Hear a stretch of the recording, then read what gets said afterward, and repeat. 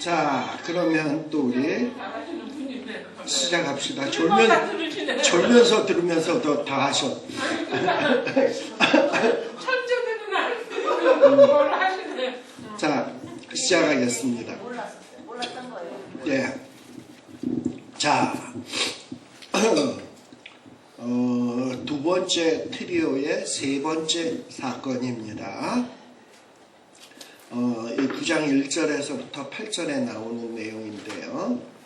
9장 1절에 보니까 이제 갈릴리 호수 동편에서 사역을 하시다가 다시금 이제 이 동쪽에서 서쪽으로 배를 타시고 본동네라고 하는 것은 다시 갈릴리 지역 동네, 그 지역 동네에 이르시게 되었다라는 거예요. 자, 그리고 요 마태복음 9장 1절과 병행이 되는 성경이 누가복음입니다. 누가복음 5장 17절에 한번 펴서 한번 보세요.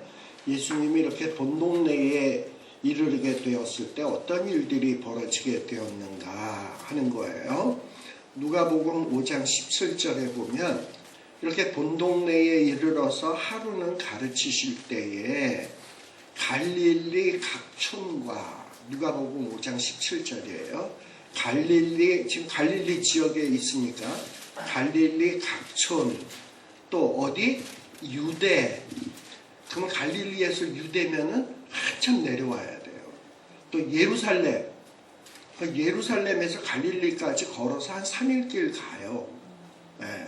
근데 이렇게 멀리 유대 예루살렘에서도 지금 예수님이 갈릴리 지역에서 막 이적을 행하시면서 돌풍을 일으키고 있으니까 유대와 예루살렘에서도 이 예수님을 보러 갈릴리 지역 청동네까지 지금 찾아오는 일들이 생기게 된 거예요.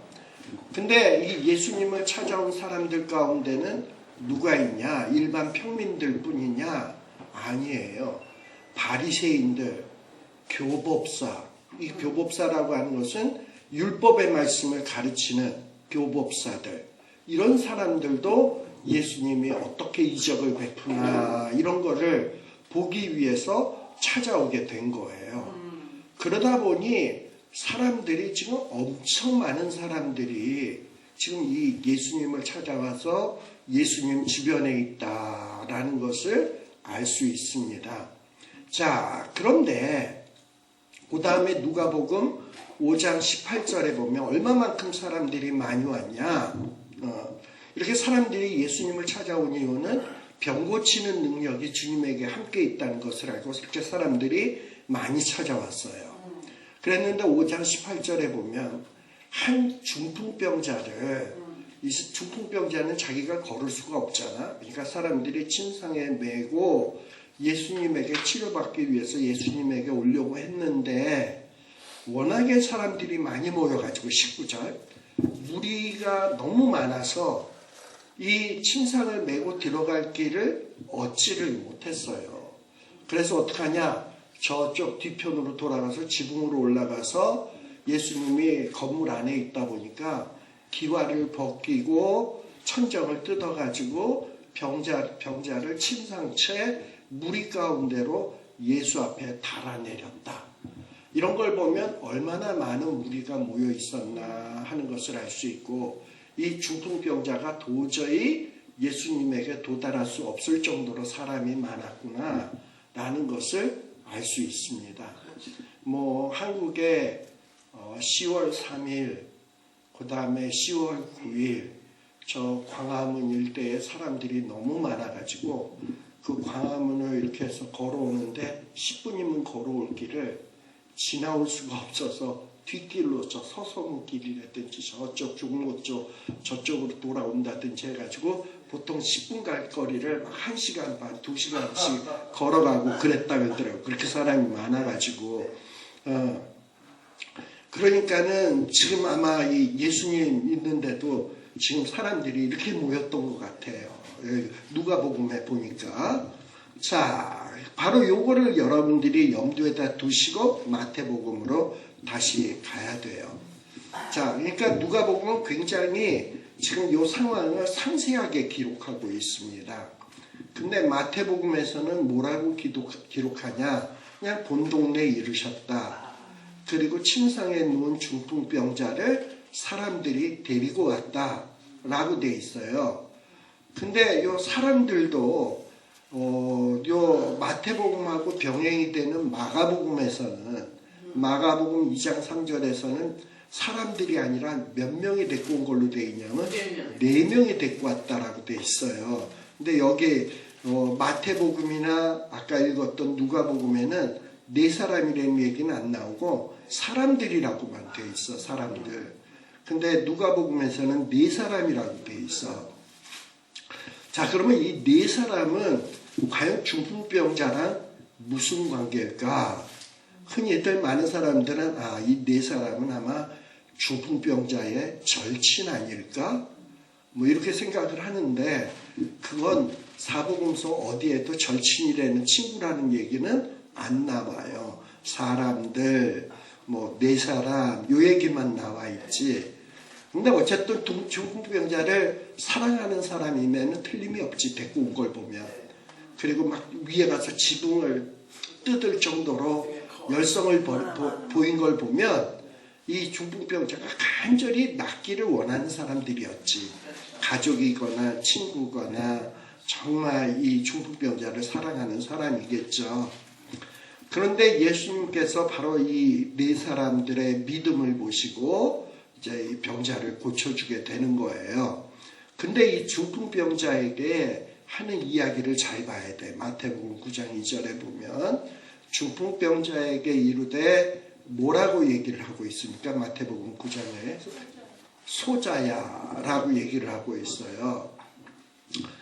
소자야라는 얘기는 나이가 많다, 보통이다, 어리다. 나이가 많은 분이 어린 사람들 그런 거 아니야? 그렇죠. 소자야 이 얘기는 예수님은 이때 나이가 몇 살이다? 30살이다. 우리가 지금 30살을 보면 뭐라고 얘기합니까? 소자야 할 텐데 소자야 해야 됐어. 다른 사람을 보고 소자야라고 얘기를 하고 있는 거예요. 그래서 요거를 다른 번역, 위험이 있어서라기보다는 지금 전 다른 얘기를 하려고 하는데 영어 성경에서는 child라고 나와요. 또 어느 그 헬라어로 그래서 찾아보니까 헬라어로는 테크논이라는 말로 나와요.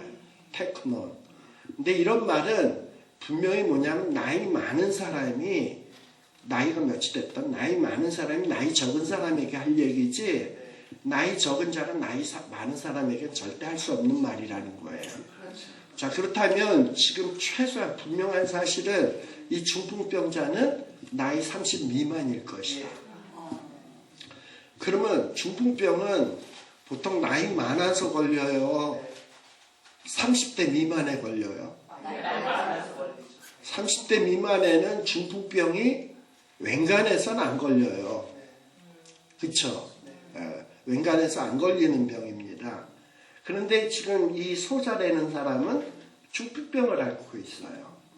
근데 이제 여러분들이 그 보통 예수님의 생애에 뭐 기적 베풀고 뭐 이런 것들 보면 뭐 오병이어 사건이라든지 예수님 십자가 지는 거라든지 무슨 뭐 병자를 고치는 거라든지 이런 걸 보면 성화들이 있잖아, 성화. 이런 걸 보면 그 성화 가운데 그 예수님이 중풍병자 고치는 장면도 지붕 뚫고 막 위에서 둥그레처럼 줄 내게서 엘리베이터 내려오는 것처럼 이렇게 다 내리는 장면이고 내려오는 병자의 모습이 보여요. 그래서 그 병자를 한번 이렇게 클로즈업해서 한번 보세요. 애로 돼 있을까 노인으로 돼 있을까? 노인으로 나온다고. 그러니까는 그거는 성화 그린 사람이 성경을 꼼꼼히 봤다 안 봤다? 대충 봤다. 왜냐? 중풍병 하면 나이 든 사람이 걸리는 거 이렇게 생각을 하니까 그러니까 이 사람은 앞에 중풍병자에 초점을 뒀지 예수님이 하시는 말 소자야라는 말을 눈여겨보지 않은 것 같아요. 근데 여기 분명히 소자라는 말로 나와 있어요. 그 다음에 하는 얘기가 뭡니까? 안심하라. 안심하라라는 얘기는 누구에게 하는 거예요? 이 사람이 지금 굉장히 스트레스가 있다? 없다? 있다. 있다. 그쵸? 굉장히 스트레스가 있는 사람이야. 그리고 이 사람에게 뭐라고 얘기하냐면 죄사함을 받았다라는 얘기를 해요. 자, 나이 30 미만의 사람은 중풍병에 걸릴 확률이 별로 없는 사람이야. 근데 이런 사람이 중풍병에 걸렸다. 그러면 이거는 특별한 원인이 있는 거예요. 근데 지금 예수님께서 그 원인 제거를 위해서 뭘 언급하고 있냐? 죄사함이라는 단어를 사용하고 있어요. 그러니까 이 사람의 중풍병은 노인성 질환이 아니야. 죄로 인해서 발생된 특이한 중풍병이고요. 아마도 이 사람이 죄로 인해서 굉장히 스트레스와 불안과 어떤 이런 거에 사로잡혀가지고 이게 병이 돼가지고 아마 중풍병 증세를 벌인 것이 아니겠는가 하는 이런 생각을 할 수 있다 이 말이에요. 예. 그러니 주변의 사람들도 이 사람이 중풍병이 걸릴 상황이 아닌데 이게 젊은 나이에 중풍병에 걸렸을 때 보면 얼마나 안타까워. 그러니까 이 문제를 해결하실 수 있는 분은 누구밖에 없다? 예수밖에 없다라는 생각을 들고 예수님 앞에 왔는데 이게 무리가 너무 많아. 그러니까 좌절하고 포기하고 돌아갔다. 너는 날팔자가 아닌가 보다. 그냥 여기다 죽어라 이러고서 놓고 가는 것도 아니고 지붕을 뚫고 내려보냈다 이 말이에요. 아마도 이 중풍병자도 누워서 저 사람이 저렇게 많은 걸 보니 나는 예수님 만나긴 글렀나 보다. 그리고 더 스트레스를 받아가지고 뭐 그런 상황이었는지도 몰라요. 그랬는데 어쨌든 예수님께서 저들의 믿음을 보시고 이 중풍병자를 살려주신 거예요. 그리고 이 중풍병자의 중풍병의 원인은 죄에 있었고 그리고 죄로 인한 스트레스였던 것 같다. 그래서 우리 예수님이 가만 보면 사람들의 속마음을 꿰뚫어 보셔. 그때에 서기관이 나와서 나 예수님을 쫓겠다 그랬을 때 예수님은 요놈이 나를 왜 쫓으려 그러나 하는 속마음을 딱 아셨어. 또는 누굽니까? 한 제자가 부친을 장사하게 하소서. 그리고 따르겠나이다 했더니 얘는 좀 죽음에 대한 공포가 있네. 이걸 딱 아셨어. 그러니까 그 사람들의 지금 현재 문제점이 뭔지를 딱 파악하시고 그거에 맞는 처방을 예수님은 딱딱 하고 계시거든요. 근데 지금 이 내려오는 중풍병자를 딱 보니까 얘는 이 중풍병이 왜 걸렸냐? 죄 때문이다. 상당한 스트레스에 있다. 이걸 딱 보신 거죠. 그리고 또 이 친구를 데리고 이 중풍병자를 데리고 온 사람들의 그 믿음 그리고 좌절하지 않고 지금까지 뜯어가지고 내려보내는 그 어떤 열정 이런 것들을 주님이 보시고 귀하게 여기셔서 지금 이 중풍병자를 고치셨습니다. 네. 자, 근데 우리 아까 봤듯이 지금 이 현장에는 누가 있었냐 하면 예루살렘과 유대에서 온 사람들도 있고요. 그 중에는 예수님이 이적을 행한다 그러고 들리는 말에는 하나님의 아들이다, 메시아다 이런 얘기가 들리니까 메시아를 오랫동안 기다려왔던 바리새인들, 교법사 이런 자들이 과연 예수가 메시아인가? 이 자가 행하는 이적이 진짜 메시아다운 이적인가? 이런 것들을 점검하기 위해서 아마도 예수님을 찾아온 것 같아요. 그래서 예수님이 하는 것을 보고 있는 것 같습니다. 자, 그런데 여기 오늘 이 마태복음 9장 3절에서는 바리새인 율법사라고 되어 있지 아니하고 서기관으로 언급되고 있어요. 서기관도 마찬가지야. 서기관은 율법의 말씀들을 카피하는 사람이거든. 복사하는 사람들이거든. 그러니까 오늘날 식으로 얘기하면 신학자의 중환자들이에요. 성경 전문가들이야. 그런데 이런 자들이 예수님의 이 중풍병자를 고치는 것을 보면서 이 예수님을 제대로 믿지 않고 오히려 예수님의 무슨 책 잡을 것이 없나 여기에다가 관심을 두고 예수님을 뚫어지게 쳐다보고 있었던 것 같아요.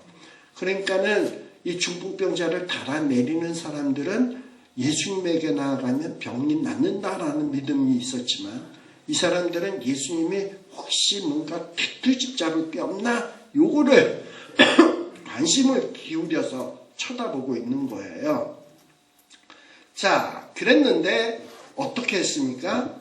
여기 성경에 보게 되면 9장 3절에 보면 어떤 서기관들은 예수님이 그 중풍병자에게 안심하라 죄사함을 받았느니라 했더니 중풍병자가 벌떡 일어났거든. 병이 나아라 하지도 않았는데 안심하라 죄사함 받았느니라 했더니 병이 나았거든요. 그러면은 박수를 쫙쫙 쳐야 되는데 9장 3절에 보면 어떤 서기관들은 어떻게 이르되? 속으로 이르되. 그러니까 이거는 말로 하는 게 아니라 속으로 생각하는 거죠. 이 사람이 뭐하도다? 참남하도다. 이건 말로 한 거 아니에요. 속으로 하는 거예요. 근데 그 순간 9장 4절에 예수님은 뭐 하셨다? 그 생각을 하시고.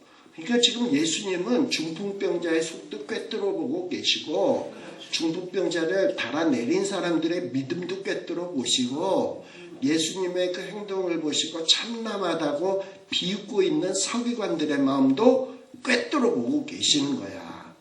그러면서 서기관들에게 딱 얘기를 하는 거지. 니들이 지금 악한 생각했지? 어찌하여 마음에 악한 생각을 했느냐?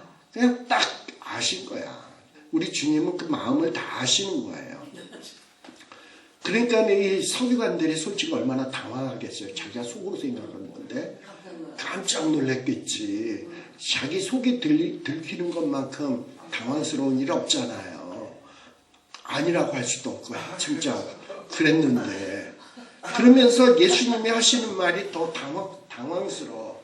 너희들 내가 죄사함을 받았느니라 하는 말과 일어나 걸으라 하는 말 하는 거하고 지금 중풍병자가 있어요. 중풍병자를 놓고 이 사람을 지금 고칠까 말까 이러고 있는 상황에서 죄사함을 받았느니라 이 말이 쉽겠습니까? 일어나 걸으라가 쉽겠습니까? 예를 들어서 어느 환자가 왔어요. 지금 제 앞에 제가 신문사가 좀 있다 그래서 근데 여러분들이 다 지켜봐.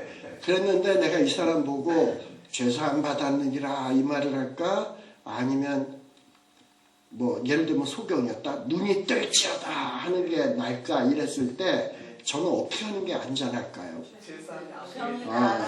아니죠. 죄사함 받았느니라 해야 안 보이니까 사람들이 죄사함을 받았는지 안 받았는지 모르잖아.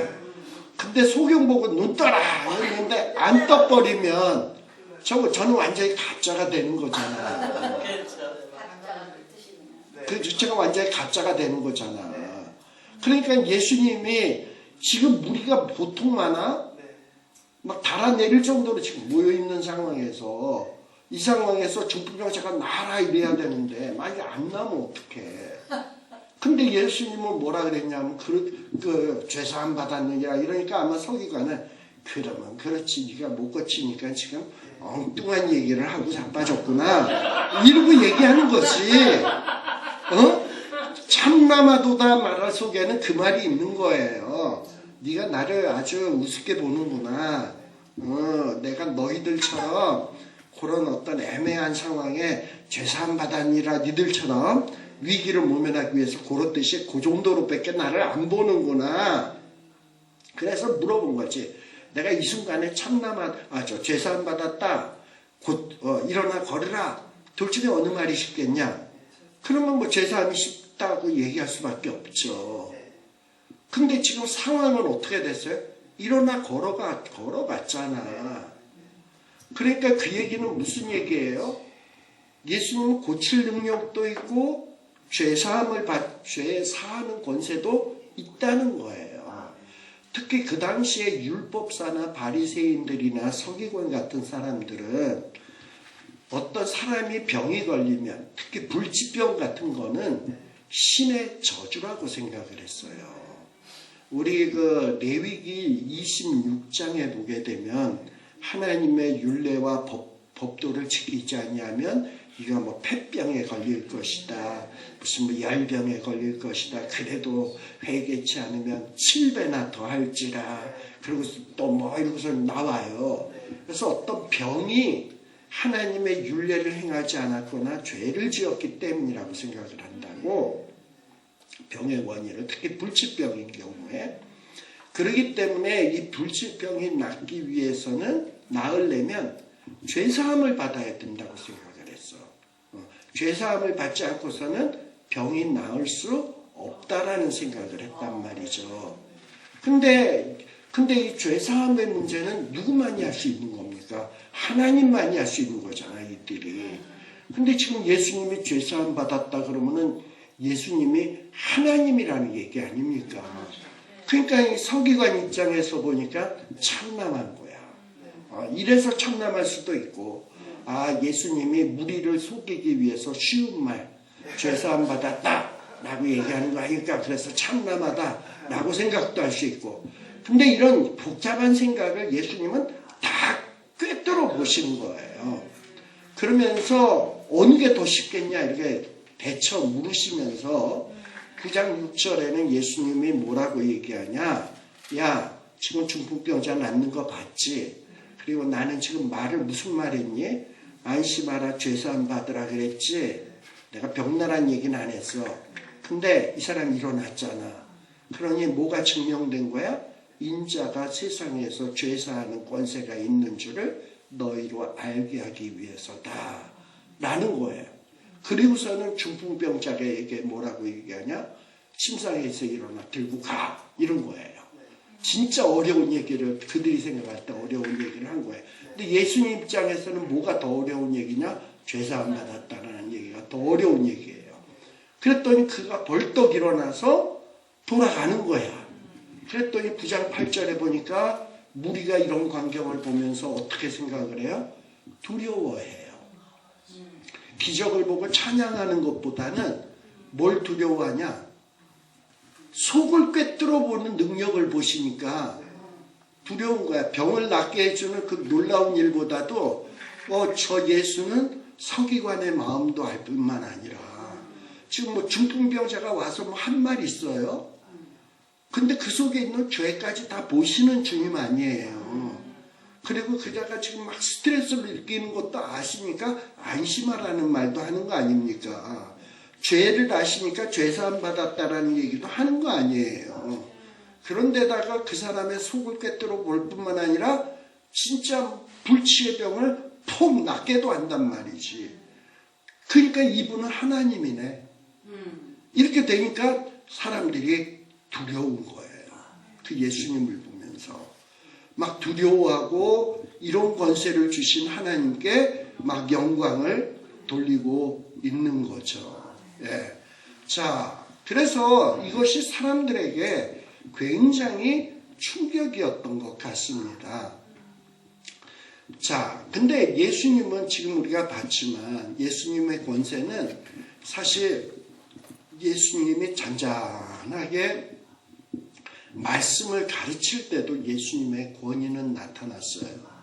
여러분들 마태복음 우리 7장 28절 29절에 보게 되면 사람들이 예수님의 산상수훈의 말씀을 듣고선 무리들이 어떻게 했죠? 28절에 무리들이 그 가르치심에 놀랬다. 그리고 그 가르치시는 것이 권위 있는 자와 같다. 서기관들 같지 않았다. 그러니까 예수님의 말씀을 통해서도 사람들은 예수님의 권위를 느꼈어요. 그리고 또 그뿐만 아니라 또 예수님이 문둥병자 고쳤잖아요. 그리고 열병 들린 자, 뭐 이런 다양한 병 들린 사람들을 베드로의 장인? 열병이었죠. 열병 걸린 사람도 고치고요. 또 지금 중풍병자도 고치고요. 그리고 또 그뿐만 아니라 뭡니까? 이 자연 풍랑도 잔잔케 했고요. 귀신도 쫓아냈고요. 그리고 지금 죄 사한대, 죄를. 막 이런 것들을 보면서 사람들이 지금 막 놀래고 있는 거야. 특별히 놀래는 사람은 제자들이겠죠. 네. 자, 그래서 이 주님의 이 권위를 보면서 다양한 반응이 있습니다. 첫 번째는 지금 우리 봤듯이 무리가 보고 두려워했다. 두려움을 가진 사람도 있어. 기적을 보고서. 그 다음에 우리 앞에 얘기했던 8장 34절에 보면은 그 가나라 지역의 돼지 사건.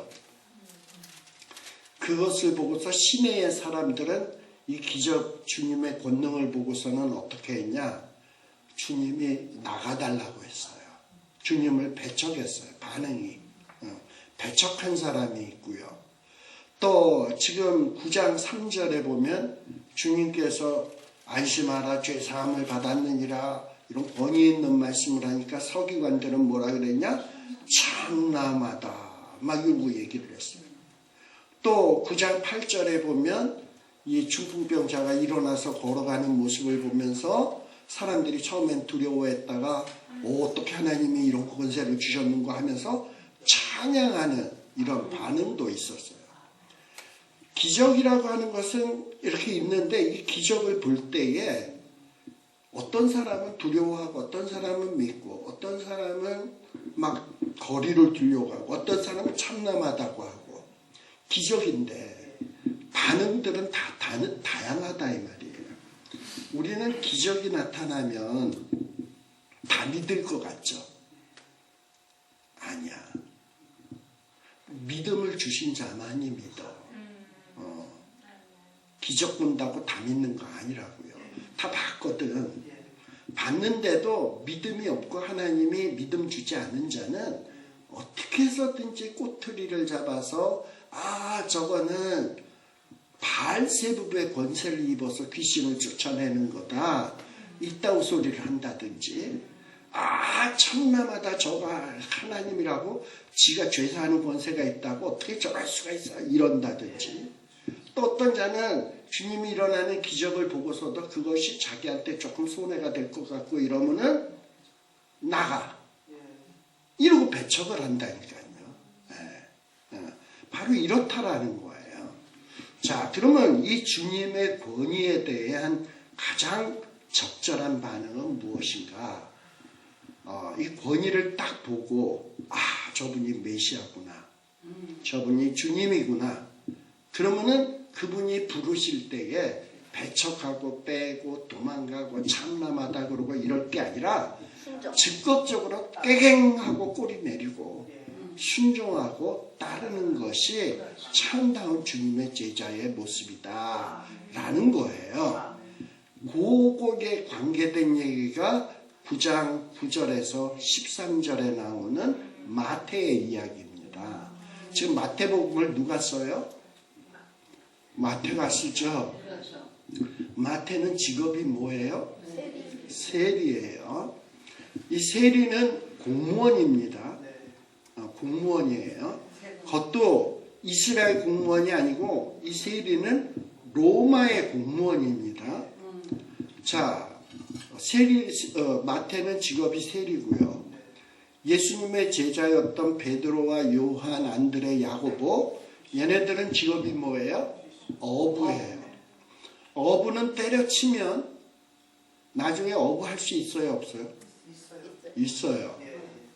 세리 공무원은 로마의 공무원인 세리는 때려치면 나중에 다시 공무원 복귀할 수 있어요? 없어요? 안 받아줘요. 그거는. 근데 뭐 받아주는 사람도 있더만. 조금은 서울대 휴직 신청했다가 또 그만두면 또 해서 또 금방 또 복직하고 너무너무 쉽게 하더만. 근데요, 세리는 절대 그게 될 수 없어요. 그러니까 우리 앞에 베드로, 요한, 야고보, 안드레도 그물을 버려두고 배를 버려두고 심지어는 아버지를 버려두고 주님을 쫓았더라라고 돼 있잖아요. 그거를 보면서 이 제자들은 굉장한 결단이구나. 베드로, 안드레, 요한, 야고보의 결단을 그렇게 생각하는데 지금 세리 마태는요. 주님이 지나가시다가 세리 마태를 딱 보시고 넌 나를 따라. 그랬더니 공무원 그 자리에 앉아 있다가 벌떡 일어나서 쫓은 거예요. 뭐 다른 내용이 없어요. 여러분들 마태복음 9장 9절에 보세요. 여기서 예수께서 거기서 떠나 지나가시다 마태를 아는 사람이 세관에 앉은 것을 보시고 이르라 나를 쫓으라 하시니 예 그냥 일어나 쫓으니라 이거야. 이건 정말 말이 안 되는 사건이에요. 근데 짐작컨대 마태라고 하는 사람은요 자기가 세리야. 자기가 욕 먹는다는 거 알까 모를까? 조국도 자기가 욕 먹는다는 거 알까 모를까? 알죠. 욕 먹는 사람은 자기가 잘 알아요. 그런데도 뻔뻔하게 하는 거예요. 그러니까 세리 마태는 어떻게 살까요? 자기가 욕을 먹으니까 욕 먹는 거 욕값이라도 벌어야 되겠다. 그러고 살아온 사람이에요. 그러니까 악착같이 더 뜯어내고 더 챙기고 왜냐? 욕 먹는 거 욕값이라도 챙겨야 억울하지가 않지. 그쵸? 욕값을 챙겨요. 아마 조국도 그랬는지 모르겠어. 욕값을 챙기는 거예요. 욕값을. 그리고 욕값을 철저히 챙기는 거지. 그러면서도 지 마음은 편하다? 욕값을 챙기는 사람이요. 불편하니까 불편한 값까지 더 챙기는 거야. 뭐 그러니까 불편한 값까지. 그러니까 그게 이제 자기의 보상이라고 생각을 하니까. 그렇지만 밤에 잠자리가 편하다? 안 편하지. 내가 이걸 위해서 이렇게 살아야 되나 하는 마음의 갈등이 늘 머릿속에 맴돌았을 거예요. 근데 그러던 차에 하나님의 아들이라고 일컬어지는 사람이 다윗의 자손이라고 일컬어지는 사람이 소외받고 배척되어지고 사람 취급 안 하는 어떤 이런 취급받던 사람들이 치유되고 나음을 입고 행복하게 되어지고 바뀌는 모습을 보면서 나 같은 인생도 바뀌어질 수 있을까? 그렇지만 본인이 세리니까 자기가 누구에 가면 자기랑 누가 만나기를 좋아합니까? 안 만나죠. 그러니까 자기가 예수에게 찾아가는 거는 예수님에게 신뢰되는 일이고 또 자기가 언감생심 찾아갈 형편도 못 되고 그런데 예수께서 거기서 떠나 지나가시다가 마태가 세관에 앉은 것을 보시고 딴 사람들은 세관에 세리가 앉은 걸 보면 어떻게 하고 지나간다? 이러고 가지요. 근데 예수님은 보시고 온 거 아니야. 그러면 예수님이 딱 마태에게 와서 눈을 맞추는 그 순간에 자기가 그토록 궁금하게 생각하시는 그분이 찾아가고 싶었지만 찾아갈 수 없었던 그분이 자기를 보시고 찾아와서 자기에게 나도 따라갈까 말까 뭐 이런 생각도 늘 갈등 속에 있는데 이분이 와서 너 날 따라 이랬을 때 그 말을 듣고 세리는 벌떡 일어나서 마치 제자 베드로 안드레 요한 야고보가 고깃배와 그물 아버지 버려두고 확 따랐던 것처럼 따랐다 이 말이에요. 나중에 예수님이 십자가 지셨을 때 제자들은 많이들 실망을 했습니다. 다 떠나갔어요. 그래서 제자 베드로와 요한 얘네들은 뭐 했냐? 갈릴리로 돌아가서 다시 어부생활 했어요. 그때 제일 종쳤다고 생각한 사람은 누구냐? 세리 마태였을 거예요. 괜히 따라다녔다가 직업도 잘리고 이렇게 된 사람이라고요. 마태는요. 그러니 지금 이 마태가 예수님을 따르는 이 결단이 보통 결단이 아닌 거예요. 자, 예수님의 이적을 봤어? 권능을 봤어? 그런 얘기 들었어? 예수님이 이렇게 약자들을 사랑하시고 해방시키는 분이라는 걸 알았어? 근데 그 예수님이 지금 네 문 밖에 서서 문을 두드려? 그러면서 내가 문 밖에 서서 문을 두드리노니 네가 지금 내 음성을 듣고 문을 열면 나는 너에게로 들어가 너로 더불어 먹고 너는 나와 더불어 먹으리라. 이래서 문을 두들고 있을 때 너의 응답은 뭐야? 이랬을 때 우리의 응답은 뭐냐고요. 예수님이 그렇게 물으실 때. 또는 이런 예수님이 우리에게 오셔서 내가 마태복음 성경 공부 시간에 너 다 봤잖아. 내가 자연도 파도도 잔잔케 해. 귀신도 쫓아내. 그 무덤 사이에서 인간 같지 않게 살던 사람을 내가 귀신을 쫓아내고 살렸던 자야. 근데 내가 너를 사용하고 싶네? 너를 제자 삼고 싶네? 너 어떡할래? 그러면 잠깐만요. 우리 아버지 장사 치우고요. 잠깐만요. 저 그물 깊던 거 맞아 깊고요. 이러겠냐 이 말이에요. 근데 마태는 어땠냐? 그 얘기 듣고 세리 때려치고 쫓았다. 이건 보통 결단이 아니다라는 얘기입니다. 바로 주님을 따르는 길은 참다운 주님의 제자의 삶은 이런 결단을 요구하는 것이다 라는 겁니다. 아마 우리 예수님은 저와 여러분들에게도 이런 어떤 질문을 던지시지 않을까 생각을 합니다. 주님이 부르실 때 즉각 결단하고 따를 수 있는 이런 믿음의 소유자, 그런 주님의 제자다운 제자가 될 수 있도록 노력하는 저와 여러분 되시길 바랍니다. 다음 시간에는 이 마태 부르심의 사건 그 이후에 대한 내용을 살피도록 하겠습니다. 하나님 아버지 감사드립니다. 정말 주님께서는 말씀으로만 가르치신 것이 아니라 몸소 친히 사역을 통해서 모범을 보이시고 어떻게 사는 것이 주님의 아들답게 사는 것인지를 친히 보여주셨습니다. 그리고 제자들이 그 길을 따라오고 요구하고 계십니다.